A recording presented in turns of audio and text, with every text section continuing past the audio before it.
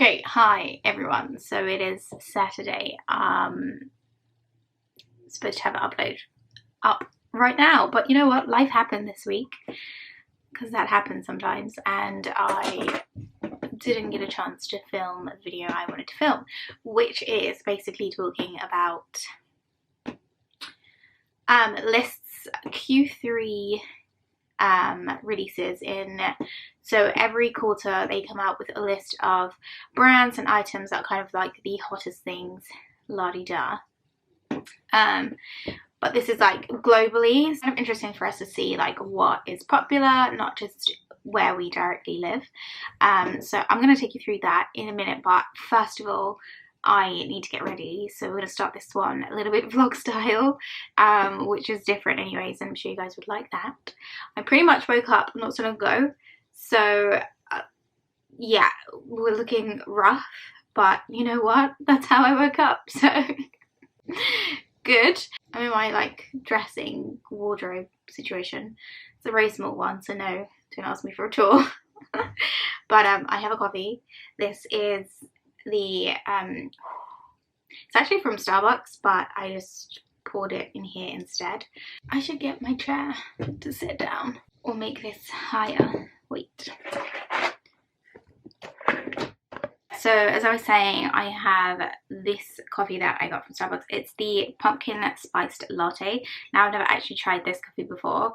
I have tried it since getting it today, but I don't know how I feel about it. I mean, I feel like they didn't have my usual order.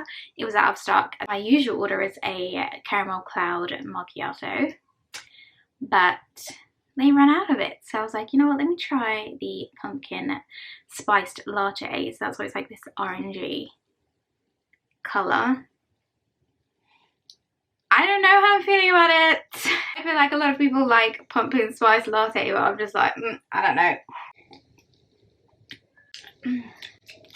Do you guys like a pumpkin spiced latte? Let me know, or just tell me whatever your order is. I like things with caramel, so if you like things with caramel, let me know what your order is so I can try it out. If you don't like things with caramel, then obviously just let me know what your order is as well. Basically, what I'm going to do first is actually do my makeup whilst talking to you guys, and then we will get into the other part of the video. As you guys know, I use my NARS BB on a daily basis. If you do not have a NARS BB, I highly recommend this piece. I literally use this every single day. So cost per wear, for wear, whatever, is like, it's really up there, because this thing I can't live without. I'm actually considering buying another one.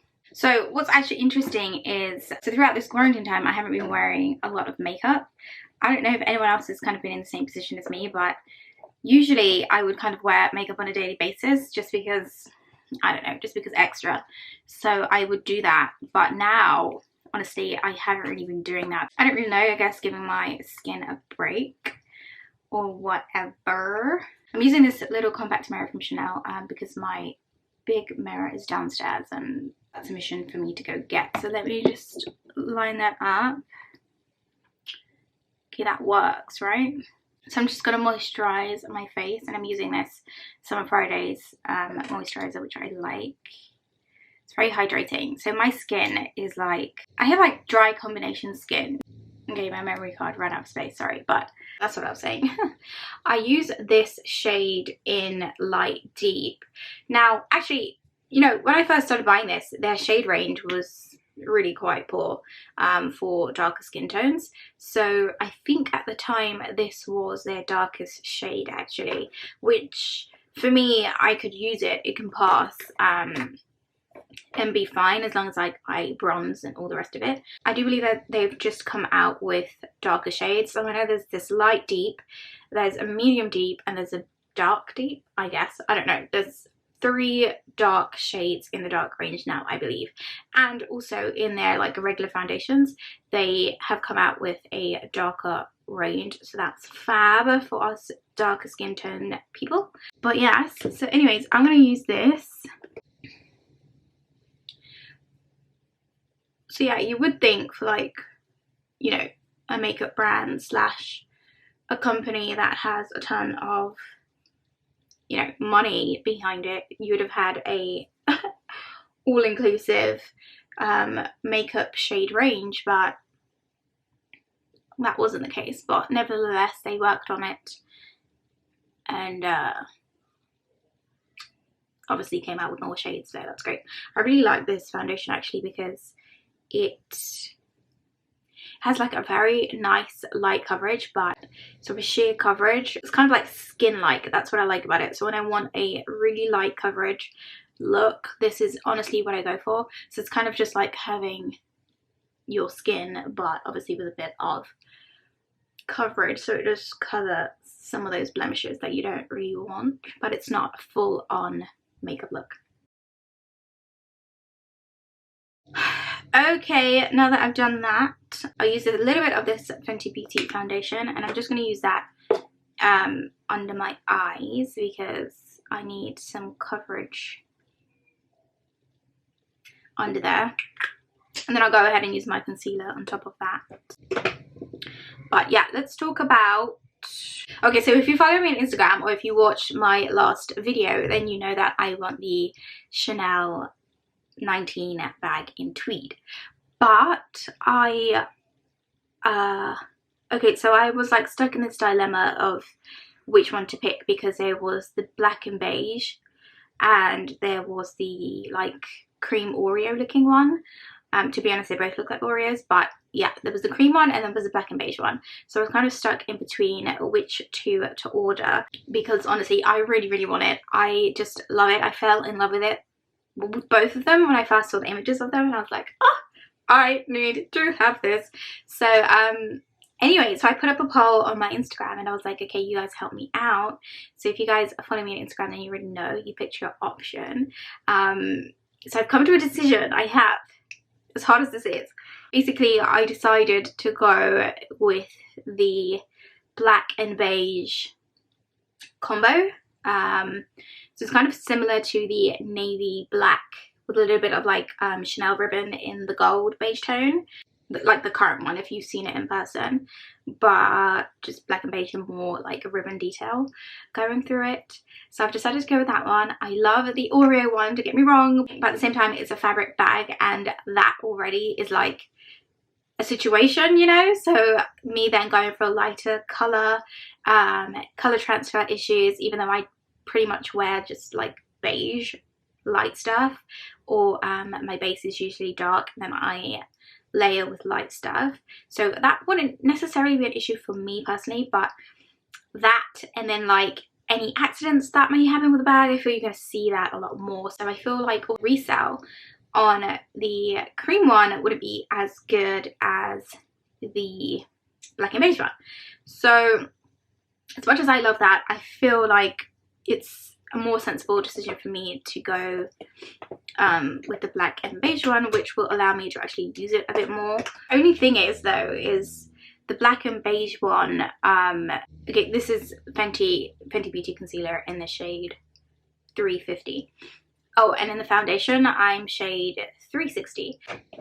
The black and beige one can definitely be more of a, well, to be honest, they're both kind of seasonal bags, meaning really you're going to get most of the use of wear during like winter through to like January, February, maybe you can put it off in March depending on where you live. But here in California it gets pretty hot in the summer and quite early on. You know, it wouldn't be necessarily a bag that I would use, you know, in the summertime, just because, well, it's too hot. Plus you don't want it to be an everyday bag, because it kind of like wears it out a lot sooner than you want. I'm kind of waffling here, but I guess that is my main decision behind that.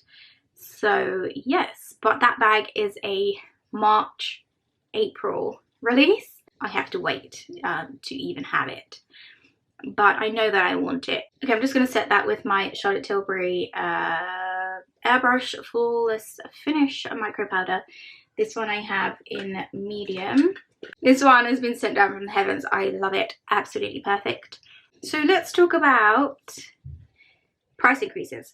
What is your opinion on price increases, and do you think that it is like a brand strategy? Because honestly, the amount of price increases and the panic buying that we go through as consumers is real. And I think at this point the brands have kind of caught on to that situation, and I just feel like it's brand strategy now, because they know that the people that kind of aren't going to be affected regardless of the price increase, you know, like you have people that there's a price increase and they're like, yeah, whatever, don't care. And then you have people that are saving for bags, you know, and price increases really do make a difference because they've been saving for a while. When it comes to them buying these bags, it's like, well, I don't really want to add on an extra $200, $300, $400 bill to this thing that I've been saving for the last however many months, you know. I feel like brands, you know, like these fashion houses really do benefit from panic buying because they get both sides. Like, you get the person who just has the money, doesn't care, buying regardless, and then you have the person who kind of needs to save a little bit more, or just the person who just doesn't want to pay the price increase, but they weren't quite ready to buy at that instance. You get them giving them the money anyway. Do you personally panic buy? Do you like fall into that trap of, oh my gosh, price increase, I need to buy something like now? Honestly, I feel like I do sometimes, not gonna lie. Like the last time Louis had a price increase, I really did fall for that, and I bought a lot of stuff, honestly, that I didn't even need. And I was stalking the website, and anytime I would see like place and cart become available, I wouldn't even think about it. I would just think, oh, price increase, okay, oh my gosh, it's place and cart, let me just tick tick tick away. And I found myself doing that, and I was like, when, like, you never even wanted these items. And it's like, I feel like it gives us this adrenaline, you know, this thing to chase, and when we're successful we love it, and it gives us a different adrenaline boost that we probably don't even think about. I don't know, this is just how I think, okay? I think like this, so if you think the same then hi, hello, I'm your friend. Sometimes I'm really trying though to not be a victim to that. For certain things, if I'm not ready, I'm not ready. If I don't want to do it, if I'm not sure, whatever, like, stop pressuring me with these price increases, seriously. Because actually Chanel's price increase is around the corner, isn't it? Actually, I think it's tomorrow or Monday. The rumor is that the price increase is actually only on like accessories, I think shoes, SLGs, but no bags. But we'll see. The video is going to get super long, so let me just quickly finish my makeup, and then we'll come and talk about the Q3 lists, you know, list of popular, whatever, the world's hottest items. Okay, so I will be back.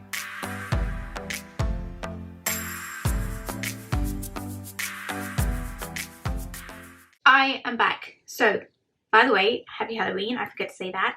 And also, if you are new to my channel, then hi, hello, I'm Adela. Nice to meet you. If by any chance, you know, you're into my channel, then definitely subscribe. And if you haven't already subscribed, then honestly, I don't really know what you're thinking. I'm just joking. Yeah, definitely subscribe to my channel if you haven't already. And if you are a returning subscriber, then of course, thank you for coming back and watching this video. Okay, so we're going to start this part of the video, which was like the sit down traditional type of videos that I do. But of course, as I said, I'm incorporating this more in the vlog style. So let me get up the list index list for Q3, and I haven't looked at this list yet, so we're going to be looking at it together. Let's see what made the list this year. What is number 1, 2, 3, 4, 5 up till 10.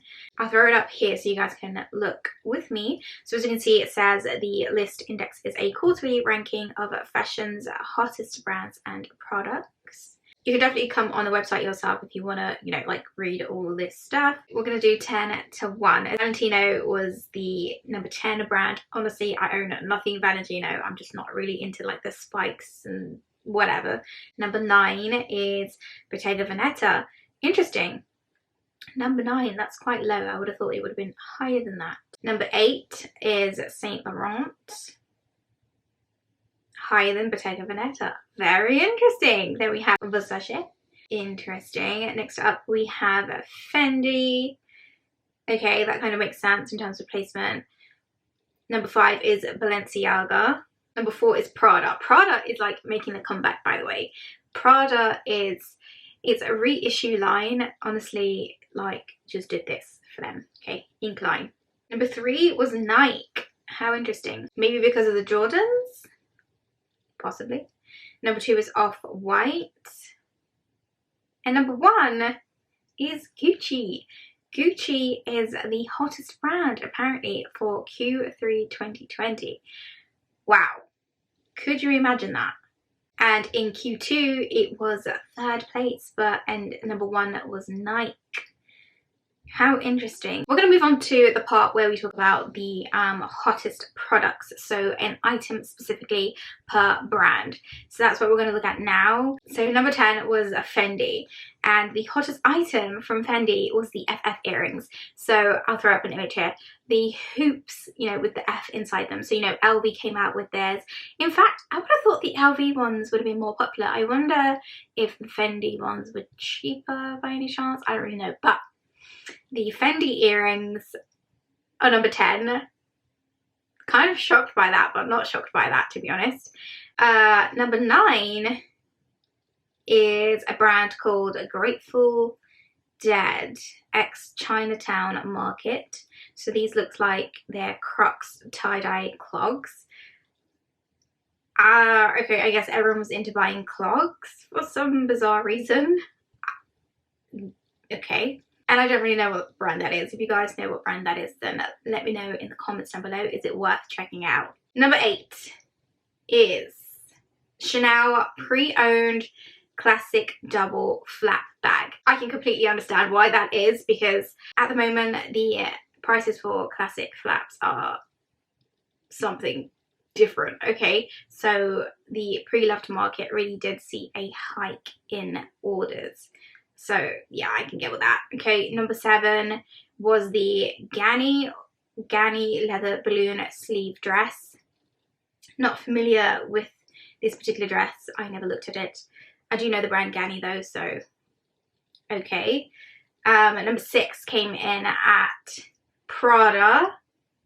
I told you guys, Prada is like skyrocketing, and these were their logo loafers. Personally, I love them. I've seen them in like the brown tone. Ugh, to die for. They're stunning shoes. Do any of you own them? If you do, I'm jealous. Number 5 was House of Sunny Hockney dress. No idea what or who was buying this dress. I mean, it's interesting. Of course, someone would like it. It's not for me personally, but each to their own, I suppose. Okay, number 4 was Bottega Veneta. These boots. Now, Bottega Veneta's boots have been like on a rise since they came out with the black version, maybe 2 to 3 years ago. I don't know, but number 4, that's quite high up there in terms of like globally the hottest women's products. Can you imagine? Number 3 is the Jacquemus Le Bob bucket hat. Honestly, I haven't seen this anywhere. I haven't seen it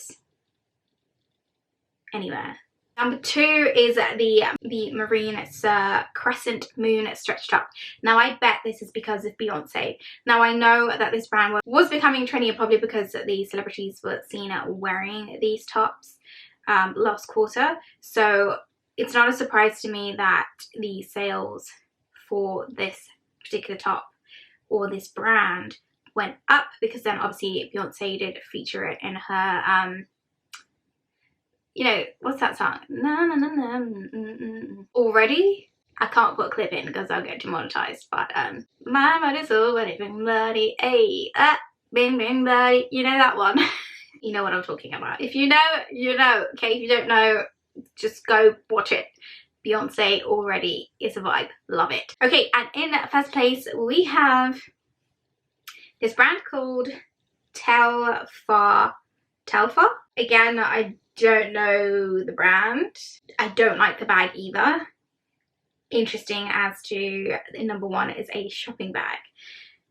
I wonder if, I don't know why I wonder, but I don't know, educate me. If you guys know this brand or personally own this bag, then maybe you understand as to why it is #1 on the women's hottest list of Q3 2020. Let me know if you own it. Is there something spectacular about it that I just don't know?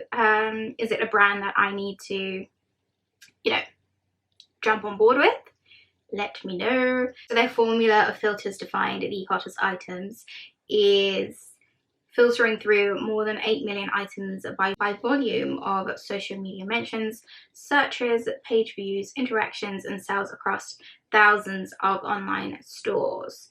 So those are the hottest items of Q3 2020. Is there anything on this list that shocked you? Let me know in the comments down below. Is there anything in this list that you're like, yeah, I see why? For me, it was the Fenty earrings actually. But as always, if you enjoyed this video, then definitely give it a thumbs up. Okay, subscribe to my channel if you're not already subscribed.